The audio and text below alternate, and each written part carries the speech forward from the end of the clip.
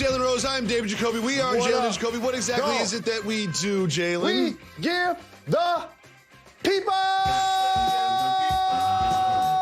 what they want. What is happening on the show today, The butcher's Jalen? coming. Who is the capo of the Bills Mafia? The butcher's coming.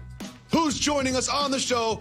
Just The butcher's 10 coming. minutes. Today. Benny the Butcher of Griselda and of Bills Mafia will be joining us on the show today, but we start with what's happening tonight, and that is Kyrie Irving is expected to make his second debut of the season for the Brooklyn Nets.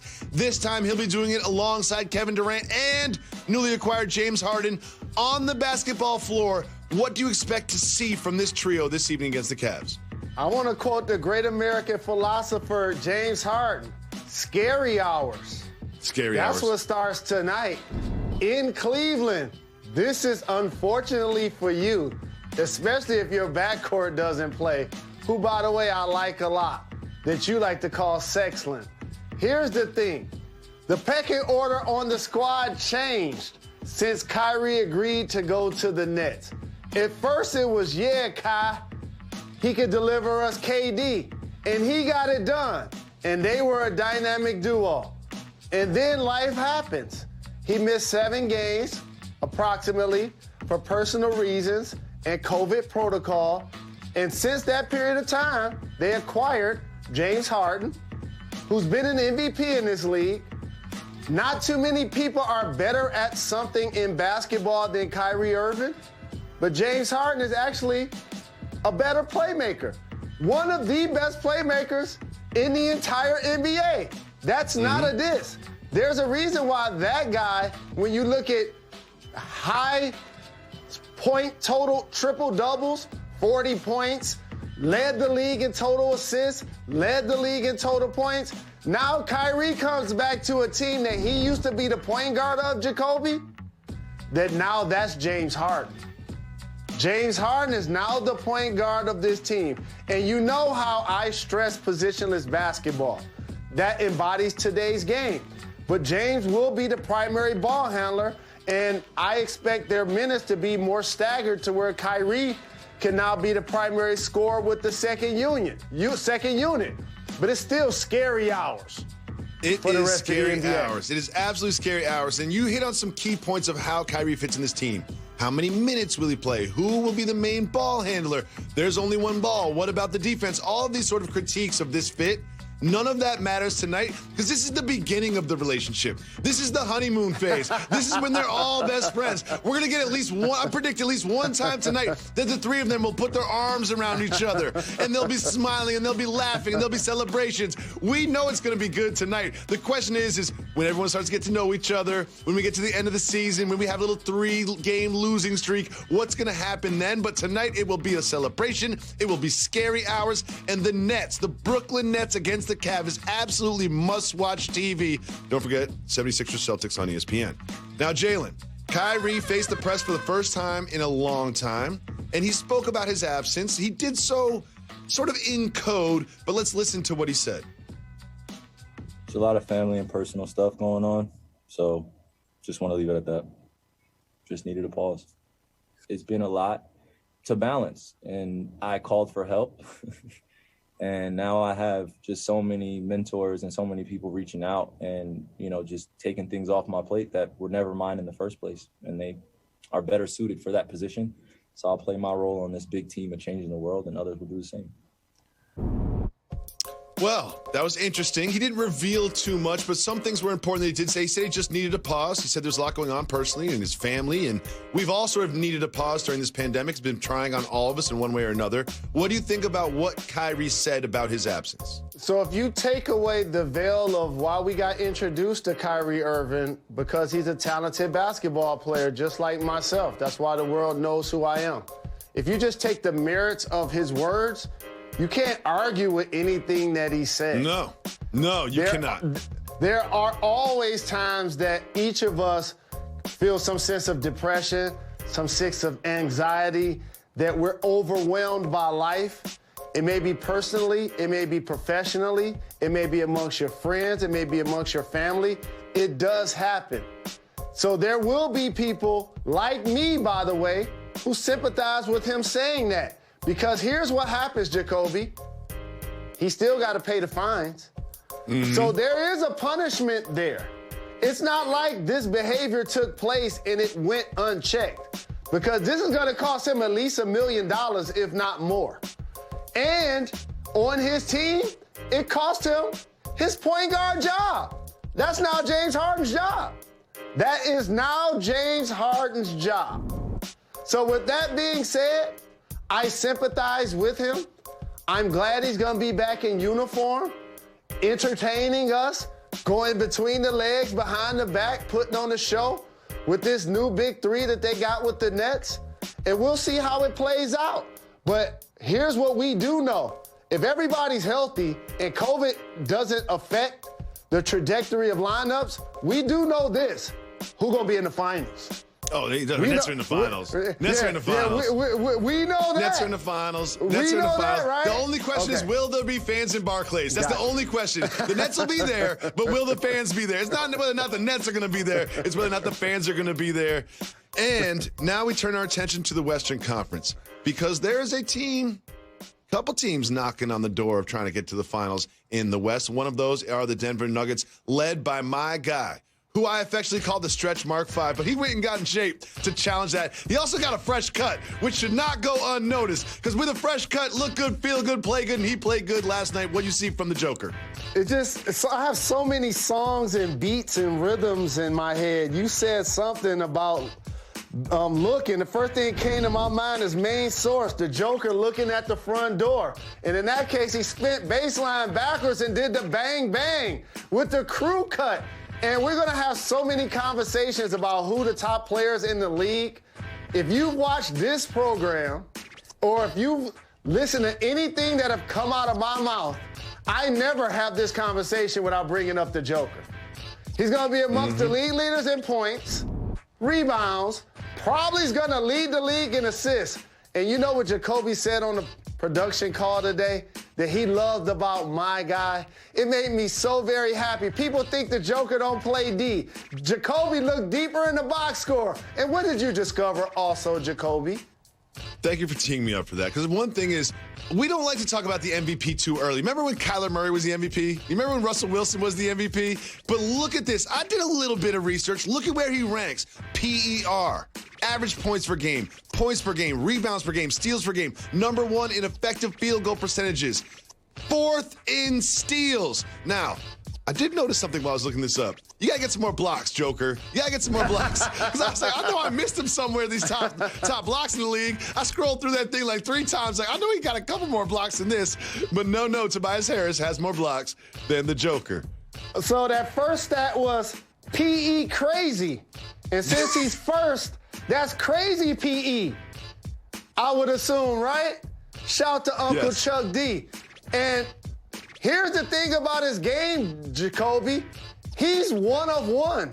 There's no player in the league that does what he does for his team. He's legitimately a point center, leading the league in assist. Just think of leading. He's shooting floaters off both legs. He's shooting 3-pointers. Like, his game is outstanding. He spun baseline and dunked backwards. Like, he spins baseline on you and dunks, and he shoots threes, and he leads league in effective field goal percentage. There is no one else like the Joker. Can he keep this up? And can, frankly, the Nuggets win enough game to elevate him in that MVP conversation when we get to that point of the season? Well, there's another team in the Western Conference that's also trying to break into the top 4 in that conference and establish themselves, and that is the Utah Jazz. Now, the Jazz beat the Pelicans yesterday, and they did so just by raining threes from the outside. Just raining threes from the outside. They are now tied with the second-best record in the league. What do you think about these Jazz? Is this an early hot start, or is this legitimate and can continue? I think I need to go into my cell phone and have one of my favorite players, who along with Jamal Murray and Booker, was a breakout star in the bubble, Donovan Mitchell. And as much as I loved him showing up at the game with a bulletproof vest on, acknowledging the fact that people that look like us aren't necessarily safe in our own country, in particular by the people who are designed to protect and serve, the Utah Jazz have an identity, Jacoby. They have an anchor playing defense in Rudy Gobert, who's going to contest and block shots and play well out on the floor against pick and rolls. They got Donovan Mitchell, who could be a primary ball handler, get me 30-plus points, plus get me 10 assists, and they surrounded them with shooting. Jordan Clarkson, you know how much I love irrational confidence, heat check, Austin Rivers, Jamal Crawford, Jordan Clarkson kind of players. And so now all of a sudden you get Bogdanovich back, who's their third best player, who they did not have in the bubble. When they're making a three, we know that they're going to play D. They actually have legitimate balance.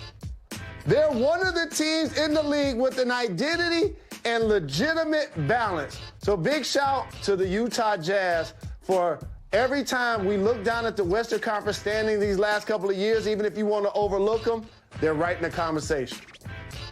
Jalen, I'm going to go negative Jacoby. I still need to see it in the playoffs. I still need to see it in the playoffs. And until then, I'm going to be another one of those national media members that just ignorantly overlooks the success of the franchise, and especially their head coach, Quinn Snyder, who I absolutely think is one of the best and doesn't get talked about it. Now, Jalen. Yep, true story. What is happening next on Jalen and Jacoby? Who is joining us? The Butcher coming. Who's coming? The Butcher coming. Coming to you live from Pier 17, the South Street Seaport, and brought to you by Heineken. Welcome back to Jalen and Jacoby. Jalen, who's coming? The Butcher coming. Who is the capo of the Bills Mafia? The Butcher coming. Along with Griselda, who represents Buffalo more than anybody in hip-hop. The Butcher coming. Benny the Butcher joins Jalen and Jacoby right now. Thank you so much for taking the time out of your day, taking the time out of this week as the Bills head to the AFC Championship game to join us on the program. Man, what's going on, fellas? I'm in heaven right now. I'm in Bills heaven right now. I promise you. Dope. I know you always have the vibe of the city, your ear to the streets. What is just the feeling around the area right now in Western New York as the Bills head into the AFC Championship game? It's pandemonium. Like, a family sent me something on Twitter where they was like throwing a baby through a table because I guess no tailgating, we can't jump through the tables. They tossed the baby right through the table. After the win over Baltimore, I drove down to City Hall. It was a mob out there like we won a championship. So the morale is high, and, you know, everybody is making the most of these wins we've been getting in the playoffs. This weekend at Arrowhead Stadium, Big Griselda, Black Soprano family, are you guys making a trip to go support your squad? Yes, we are. We got to be down there. I'm gonna be down there. I'm gonna be in the box suite. It's gonna be open, so I'm gonna be freezing, but I'm gonna be still yelling at the field, and you know we gonna be there. I called Conway, I called Wes. I said we gotta go to this one. We gotta go to this one. So I kind of pushed the envelope on this, and we gonna be there. I want to know where your head is heart are at as a Bills diehard fan, because we know Mahomes had a concussion issue. He's put in the protocol. He's advancing through the protocol. So as a Bills fan, do you sort of want him to not play so you have an easier road to the Super Bowl, or do you want him to play the best and beat the best to get to the Super Bowl?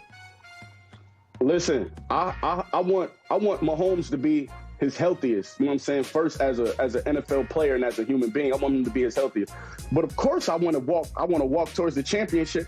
But let me tell you. But let me tell you this. Let me tell you about Buffalo fans. This is really what we want. Tom Brady put us through so much turmoil. We want to see TB12 and a chip, because for them 20 years of running the division, that one chip over him, that's going to erase all of that. That'll make it even. That's what we really want. One of the things that the Bills Mafia fan base did that I felt like was a class move. Lamar Jackson gets injured, and your fan base donates $300,000+ to his charity. Can you talk about that love, but also that intellect that fan base must have in order to understand that that's a way that they can show love to Lamar even though he got injured? Man, the Bills Mafia is a very crazy, out of control, but sophisticated fan base, and they always looking to do things like that. I remember when they did the same thing for, was it Andy Dalton? it's just like, you know, like we in tune to things, you know, we in tune to things. And I think that was very classy of the Bills Mafia, man. I want to shout the Bills Mafia out for that. And Lamar, he thought it was classy too. So he spoke about it. So, you know, the Bills Mafia, we always looking to like help somebody out who gave us a chance. You know what I'm saying? Who edged us, who helped us out. So that's sort of the good side of Bill Mafia. They gave a lot of donations, not just to Lamar's charity, but to a hospital that helped out Josh Allen's family. Now, I want to talk about this side of Bill's Mafia. The tailgating, the table breaking. Like, what is that about? I've not seen another fan base behave this way before games. Take us behind the curtain. Why the table breaking? Yo. Man, you know, I don't know where that came from. But on the way to the games and the tailgating, it's always crazy.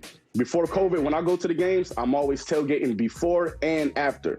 So it's just crazy, you know what I mean? It just be pandemonium. I have no idea, but I'm jumping through a table one day. One day I'm jumping through one. I gotta be on fire when I jump through it. Probably this year, if y'all win the Super Bowl.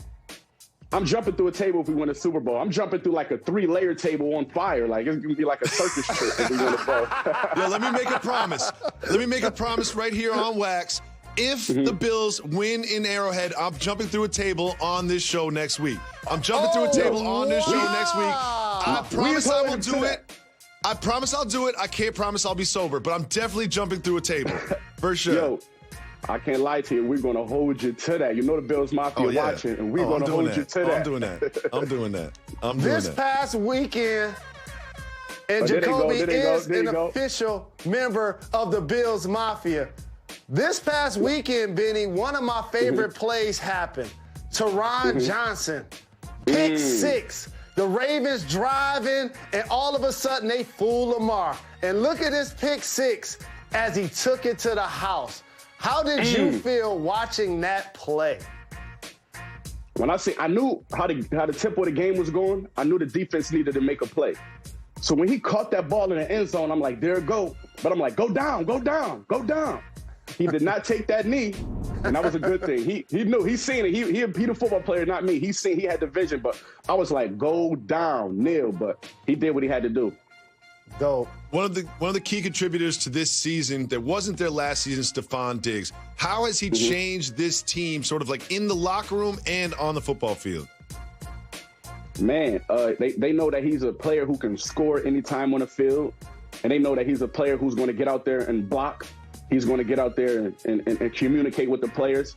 And him and Josh Allen on the same point. And like I said, I talked to the players and I talked to the guys on the team, and it's like they all on one accord. And you know what I mean? And I've never been this close to the team ever, but it seemed like it's something that's rare when everybody on one accord, and I could attribute that to their winning. And Stephon is a leader. He came and did everything that was expected of him. Benny, how did it feel to look down at your phone and the Buffalo Bills were reaching out to you to do their official hype video for this year's playoffs? I could not believe it. I tell this story all the time. In 2013, I used to clean the Bills Stadium. I worked in there. Word. I used to clean it.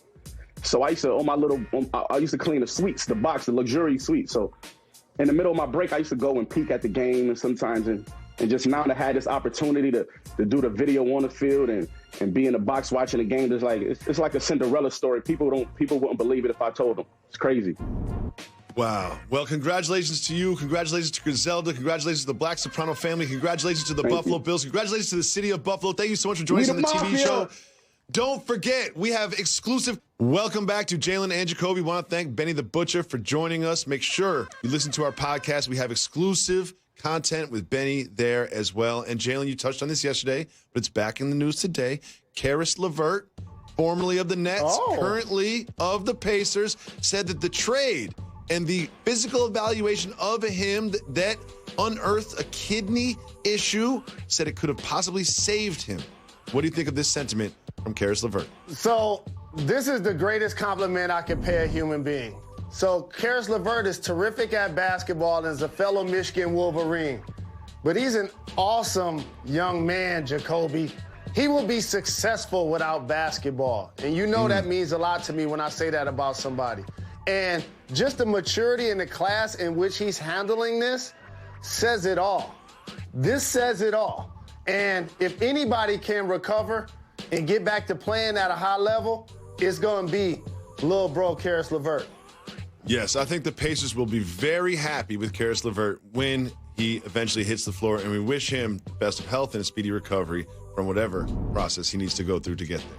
Now, Jalen, there is a milestone. Now, sometimes when we celebrate those milestones, we have to do so while acknowledging should have happened a very long time ago, but it is happening this year. Sarah Thomas will make history as the first woman to officiate the Super Bowl. What do you think of this milestone in the NFL? That was responsible how you teed it up, like celebrating things that should have happened a long time ago. I was thinking about that when they took down the Confederate flags in NASCAR for Bubba Wallace. But I do applaud the NFL for finally getting around to realizing that women love sports, in particular football. And just like they can watch the game, they can actually officiate it if you give them the opportunity.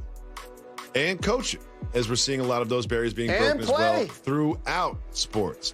Now, Jalen, there's a lot of fun, interesting things to look forward to in the NFL. However, when we look forward in the NFL, we will have to do so without Philip Rivers, who announced he is retiring after 17 very successful NFL seasons. We talk so much about Brady. We talk so much about Drew Brees and Aaron Rodgers. And it seems like Philip Rivers is a little underappreciated when it comes to legacy. What do you think about that sentiment? A terrific career. We always judge people by the number of rings that they have, but the numbers that he put up, the touchdown passes that he amassed, he will be a Hall of Famer.